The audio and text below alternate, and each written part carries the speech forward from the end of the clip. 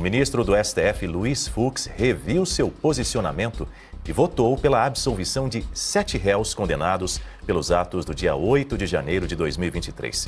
Anteriormente, Fux havia acompanhado a maioria pela condenação, mas agora argumenta que houve excessos e que seu entendimento anterior incorreu em injustiças.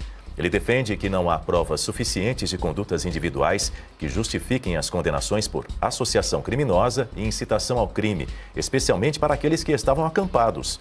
Em outros 3 casos, Fux votou pela absolvição parcial, propondo condenação apenas por deterioração de patrimônio tombado.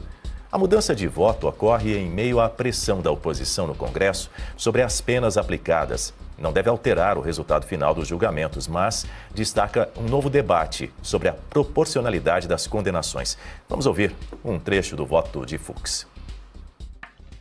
O magistrado não deve buscar coerência no erro, nem se submeter a rótulos que aprisionem a sua consciência, seja o de punitivista, seja o de garantista. O único rótulo que honra o juiz é o da justiça, ao respeitar o devido processo legal e dar a cada um o que lhe é devido segundo a lei, observando sempre a proporcionalidade. Já ensinava Calamandrei: há mais coragem em ser justo parecendo ser injusto do que ser injusto para salvaguardar as aparências da justiça. Essa é a coragem que eu invoco. Estou falando da minha pessoa como juiz, ao reconhecer que meu entendimento anterior, julgamos muitos casos, embora amparado pela lógica da urgência, incorreu em injustiças.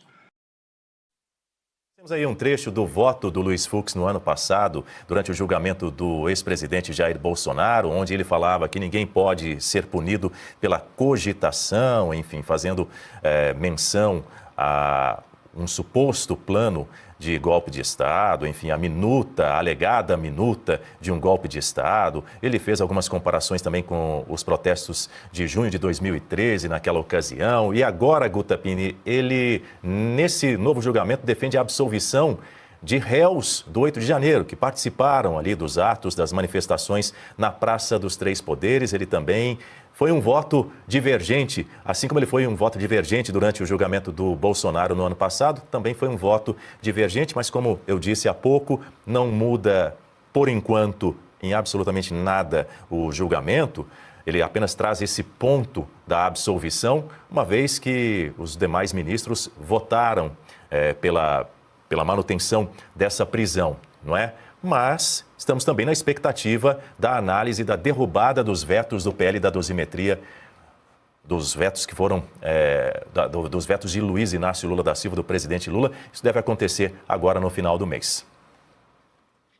O Luiz Fux, ele agora nesse novo voto, ele traz os mesmos elementos que ele utilizou no julgamento do ex-presidente. Ele trouxe a questão da competência do Supremo Tribunal Federal, de que essas pessoas não têm foro privilegiado, então que não faz o menor sentido elas serem julgadas ali pelo plenário, inclusive do Supremo, e ele também entrou na questão da falta de provas. O que nós vimos nesse julgamento do 8 de janeiro foi uma verdadeira perseguição política. Se criou uma tese, uma narrativa, e se tentou encaixar essa tese para todos aqueles que estavam ali na Praça dos Três Poderes, independentemente de prova e da conduta de cada um deles. Não houve a individualização da conduta.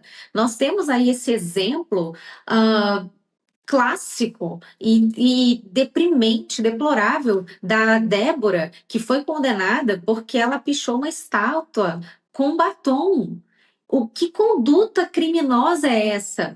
Que prova de crime é esse? Nenhuma. No máximo, a pichação, uma multa resolve isso, jamais uma pena de prisão. Então, essas questões foram enfrentadas, mais uma vez, pelo ministro Fux, mas é um voto isolado. Agora, só para a gente fazer uma retrospectiva muito rápida, Esse julgamento ele começou no plenário do Supremo, mas depois ele foi para as turmas. Essa questão de competência de turma e de plenário, o Supremo ele veio alterando essa competência desde a época do mensalão. Como eles acumularam muitos processos, então eles decidiram, não vai mais ser no plenário, vai ser nas turmas, mas conforme a conveniência, eles vão mudando. Então, em dezembro de 2023, antes do julgamento do ex-presidente, eles mudaram de novo o entendimento. Então, o ex-presidente não foi julgado pelo plenário, mas pela turma, justamente por conta dessas mudanças regimentais. O Luiz Fux enfrentou isso também no voto dele, de como é que você faz uma alteração regimental de um julgamento com o julgamento acontecendo.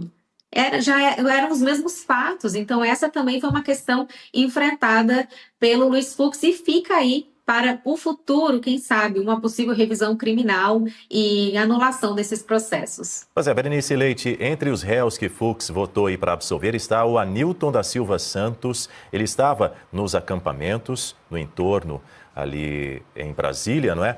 E Fux afirma que não há comprovação suficiente de condutas individuais que justifiquem as condenações. Eu vou abrir aspas para o que disse Fux nesse julgamento. O único rótulo que honra o juiz é o da justiça, ao respeitar o devido processo legal e dar a cada um o que lhe é devido segundo a lei, observando a proporcionalidade.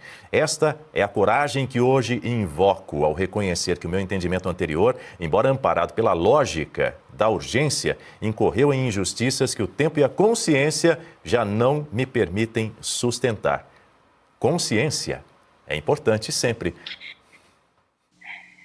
Com certeza, Daniel. E o ministro Fux, ele passa um recado e um alerta para os demais ministros que votaram pela condenação injusta dessas pessoas, né? O Ailton é só um desses exemplos. Não tivemos individualização de conduta, colocaram todos dentro do mesmo balaio, né, na mesma régua, configurando como uma organização criminosa, um acampamento que aqui em Brasília, não foi só em Brasília, em várias capitais, cidades pelo país, nós tivemos um protesto, essa é a verdade, contra a transparência, né, a não transparência nas eleições. O próprio PL recorreu à época e foi multado em 22 milhões de reais. Então, que democracia é essa que não permite questionar, né? Foram punidos depois de recorrerem na justiça. Agora, o Fux fala também sobre essa questão de rótulos, né? Não tenham medo de rótulos, não sejam garantistas, e nós temos Gilmar Mendes como maior garantista ali dentro do Supremo Tribunal Federal, e nem positivistas, né? Então o Fux passa um recado, e desde o ano passado, no julgamento do ex-presidente Jair Bolsonaro e do tal núcleo crucial, né? Porque é uma verdadeira piada de mau gosto esse processo, onde eles classificaram inclusive por núcleos, dizendo que o líder maior seria o Bolsonaro, ele que sequer estava aqui no nosso país. Mas o fato é que foi um voto no ano para poder sucumbir à nossa democracia.